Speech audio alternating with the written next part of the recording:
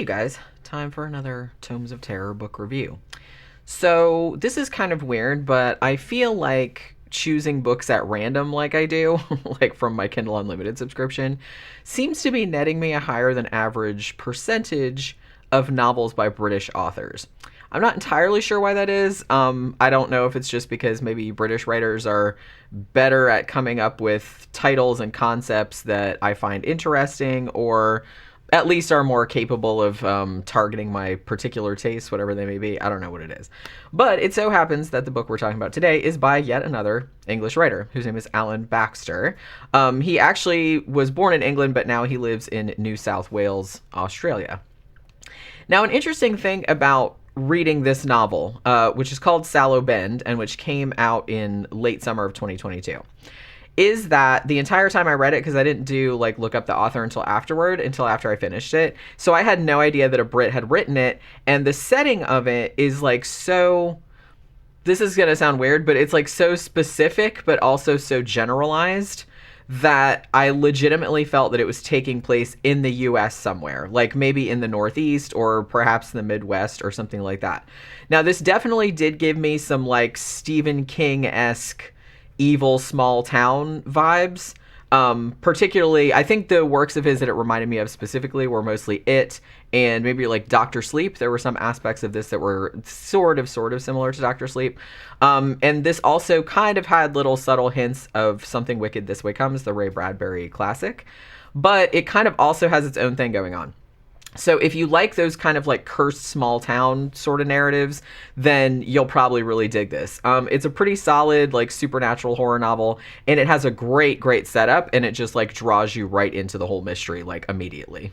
So even though the story kind of switches back and forth between several characters, depending on what's going on in the story, the main protagonist, for all intents and purposes, is this guy named Caleb Jackson. Now, Caleb is a real loner type of dude, and kind of for good reason. He has some kind of, I guess you would call it a disability, and though it seems to share some, the way it's described, seems to share some similarities with autism, but it's apparently not that. They kind of go out of the way to say that it's not that, but they don't really know what it is. So basically what it is Caleb is really very extremely sensitive to other people's emotions and also their deceptions. So he's really good at telling when people are lying or telling, what's really going on, with people's emotions. So he can easily tell what somebody is feeling or hiding basically just by looking at them. But the thing about it is that people's emotions and the lengths they go to cover them up, and this whole veneer of polite society and stuff, having to navigate that is really exhausting for him. So he usually tries to minimize human contact as much as possible when he's forced to be in a crowd or interact with other human beings for any length of time. He starts getting a headache and then has to go be alone for a little while to kind of recharge, which, that's a situation that I can absolutely relate to. By the way, I'm kind of the same way. And he's also not very good at social interaction, basically because, like I said, he can tell when someone's bullshitting, and he doesn't really understand this whole song and dance about, oh, we have to pretend to do this, and you're supposed to say this when this person says that. It's he doesn't really get that, and he doesn't like it, so it's he's really not very good at. So he's usually really blunt, or he's just kind of off in his own world all the time, which, like I said, I can totally relate. So I really kind of related to this character super hard. So I guess Caleb got born in a big city, but the noise and the constant crush of people was just too much for him, too much for his mental health. So after an unfortunate incident, which is kind of mentioned near the end of the book, you don't really get much detail about it, but you kind of get the gist. He decided to move somewhere where he could kind of have this very quiet, solitary life, which is really all he wants. He doesn't have any big ambitions or anything like that. He just basically wants to be left alone. So he moves to this town, Sallow, and he now works as the school janitor, and he lives in a little apartment, in the basement of the school, and takes care of the school and everything. Now, most of the people in town think he's peculiar. Some of them think he might legit be dangerous or a pedo or something, but most people are just kind of well, he's probably harmless. They just think he's kind of a weirdo, but he doesn't really mind that because everybody leaves him alone, and that's really all he ever wanted. Now, at the beginning of the story, Sallow is just all abuzz because two 13-year-old girls whose names are Claire and Suki, they're best friends. They have gone missing. So obviously everyone is very distraught about this, and they organize search parties to, like, you know, fan out and try to track down these two girls. It also so happens that the annual carnival has just arrived in town, and this is led by a woman who's, like, very acerbic, very no-nonsense. She's just kind of like a tough broad, and she's, like, kind of a cool character, and her name is Ashley Strong.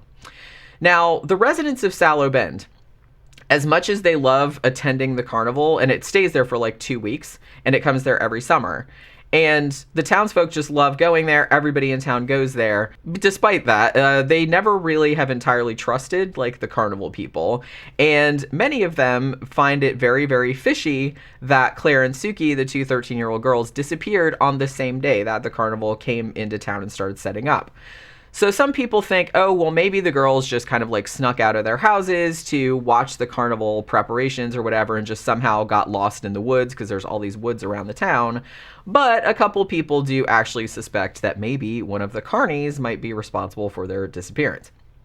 Now, because Ashley, who runs the carnival, she knows how townspeople in general, like, perceive the carnies. So she's basically tells everybody in the search, she's like, I don't care what you do, just, like, we're gonna, even if we have to open the carnival late or whatever, we're gonna help this town, like, find these two girls so they'll see that we're not, you know, monsters or anything like that. So they actually do volunteer to help out and look around. Now, because Caleb worked at the school and was acquainted with the two girls, he didn't know them, but, like, he'd seen them around and stuff like that because he was pretty familiar with all the students. He kind of feels obligated to join the community in looking for them. So to this end, he kind of goes and asks what he can do about it, and he gets sent on a very reluctant errand. He's like, do I really have to do this? And they're like, yeah, you do. So he goes and, like, touches base with this other local woman whose name is Trisha, and she's supposedly organizing the search parties. Now, as it turns out, she's not really. There was just, like, some wires crossed somewhere. She's not really organizing anything, but she is actually going down to the town square to join in, like, and help out and everything. So she kind of, like, shanghais Caleb into, like, buddying up with her and kind of attempts to, like, bring him out of his shell. Like, she don't really know him that well. She's just like, oh, you're the weird janitor guy, but, you know, and maybe he needs a friend. So she just kind of, like, drags him along with his, come on, we'll be search buddies or whatever. And he's just like, oh, Jesus, like, he doesn't want to do it. But, you know, he kind of, like, grudgingly goes along. Now, Trisha, she also has her own terrible shit going on, by the way. So a year prior to the events of the novel, her son Toby also disappeared and has not been seen since. Also, her husband Riley was unable to deal with the disappearance, and he started hitting the bottle hard, started becoming abusive, like knocking her around and stuff, and is, you know, pretty much in danger. He's going to lose his job, you know what I mean? So they're not going to have, like, enough money to keep the house and all this other stuff. Now, so over the course of the book, this is actually quite cool. Like, there's this really nice friendship that develops between Trisha and Caleb, who is, like I said, this loner. He's very, very reticent. It's, like, really hard to get him to talk and stuff like that. But she almost kind of, like, makes it her mission to, like I said, bring him out of his shell, or at least, like, befriend him because he doesn't really have any friends. And I really like the way this friendship develops, like, over the course of the novel. And to me, like, in my opinion, this seems like the whole, like, emotional core of the novel, like, the heart of it. And I really, really liked that aspect of it. So a couple of days go by, and to everyone's relief, the girls are actually found alive by one of the carnies, who's, like, this, you know, kind of gentle giant dude. His name is Daniel. Now, Claire and Suki, when they find them, they're fine, but they said, oh, we got lost in the woods for 2 nights, and we found shelter in this really creepy, like, old lakeside cabin out there, that pretty much everybody in town has heard, like, spooky stories and legends about. Like, nobody really goes out there because it's, like, too scary, and it's just, like, really weird around there. Here's the bizarre part, though, and this is what I'm saying, because this happens, like, pretty early on in the story, and this is really what gets you, and this is, like, a great setup. So 2 girls went missing, right? But when Daniel found them, there were 3 of them. The third one is also 13 years old.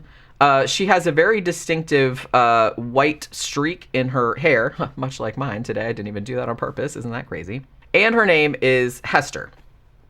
Now, Caleb is immediately very weirded out by this development, not only because this girl seemingly kind of like came out of nowhere, obviously, but also because, this is the even weirder part, everybody else in Sallow Bend totally acts like they've known Hester all their lives, like she's always been here in town, and that she totally did go missing with the other two girls, even though Caleb is absolutely 100% certain that that is not the case and that he has never seen this girl before in his whole entire life, and like, who the fuck is she? So it's really not a spoiler to say that obviously there's something very strange about Hester, for sure.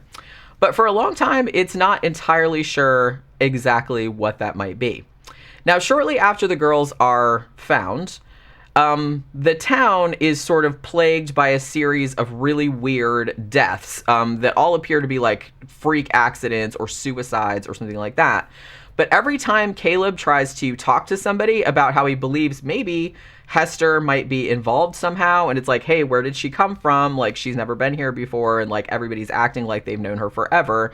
But whenever he asks about it, like the person he's talking to gets like super forgetful, or like their mind wanders, or they just like change the subject, or they get really uncomfortable. It's, what were we talking about again? It was like that kind of stuff. And it's all very disquieting, and Caleb doesn't know what the fuck is going on. Now, while all of that is going on, we're also following like some stuff that's going on with the carnies. And in particular, there's a guy who's like works at the carnival, and his name is Saul, and he's kind of an oddball. So, well, he's really an oddball. You know what I mean? And Caleb actually suspects that he might have some kind of maybe possibly supernatural thing going on too. Like, not really sure about that. So as the story unfolds, Caleb and Trisha essentially have to like team up to try to stop this evil, whatever it is, like this force that's been unleashed in Sallow Bend, as they seem to be the only two people really completely aware that something really uncanny might be going on in the town vis-a-vis this girl that just appeared. So, as I mentioned earlier, this definitely does feature elements from some other classic stories, like kind of the cyclical town curse aspect of it, maybe, and like the carnival angle of Something Wicked This Way Comes. But Sallow Bend kind of takes all of those ingredients, I guess, and kind of like cooks up its own recipe with them, I suppose.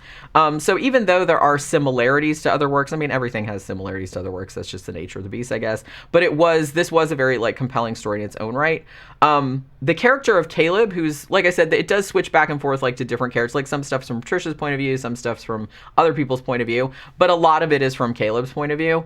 And he was like particularly a particularly relatable, at least to me, and very like sympathetic character. He's socially very awkward, but he's like, you know that he's like a really good-hearted dude, and you could kind of really feel his distress and his frustration when he felt like he was pretty much like the only person in town who could see what was really going on, and it was just like freaking him out that like nobody else seemed to see anything wrong. Also, his friendship with Trisha, I really, really liked that aspect, as I mentioned earlier. I particularly liked, too, that the author didn't try to, like, shoehorn in a romance subplot, because I kind of felt like that was maybe where it was going to go, but I liked that it didn't do that. It was, like, content to just make them really good friends. That was, like, really refreshing, because, like I said, usually in a book of this type, it's like a lot of times they'll try to like kind of shoehorn in a romance, and I'm really glad that he refrained from doing that. Some of the Carney characters as well, specifically Daniel, the guy that found the girls, and a little person character named John Barrow, who kind of factors into the story later on, were also like really well delineated characters, and they're very interesting. I would have liked, I think, a little bit more character development for Ashley Strong, who is like the owner of the carnival. She's in it a little bit, but she doesn't really play into it all that much. And I think I would have liked, and you know, this is something that is really hard to quantify, because it's kind of like, well, you can't like over explain things, you know what I mean, because then it gets like bogged down, and I don't really like that. But I would have liked slightly more information about what exactly Saul's deal was, like the guy that worked at a carnival, because whatever he had going on, it was left pretty ambiguous, and I think I would have liked just slightly more information about that. But it's not a big deal. I'm just saying, you know, it's, like I said, maybe it's fine that it was just, like, left mysterious. But yeah, so they don't really tell you exactly, like, what is going on with him. But I'm gonna say, like, other than those tiny, tiny little nitpicks, I really, really enjoyed this novel a lot.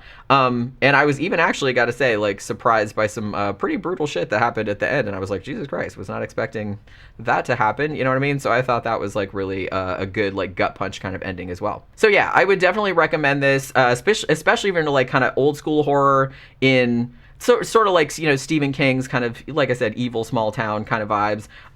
Also very cinematic, like the imagery of it is very cinematic. So I think it would make a great movie or like a great series or something like that. So, you know, gotta say my Kindle Unlimited roulette came through for me again, because this was a book that I actually checked this out like a way long time ago. Like I think when it first came out, like last fall or something like that. And I had forgotten that it was in my checkouts, and I was like scrolling through and like checking in books that I had forgotten to check in. I was like, oh yeah, I never read that one. It's like, maybe I should get around to it. And so I'm glad I finally did. And I'm sorry it took so long, but you know what I mean? Because it's been in there for like months and months. But I'm glad I finally got to it, because I really, really liked it a lot. And I think you will too. Like I said, if you're into, you know, Ray Bradbury or Stephen King or something like that, it has its own thing, and it's like kind of more updated than that, I guess, but it has that similar kind of vibe to it. So if you like that kind of stuff, then you'll probably like this too. So that will do it for this Tomes of Terror. Thank you very much for watching. Remember to like, share, comment, and all of that good stuff for the algorithm. And I'll see you guys again next time. Bye.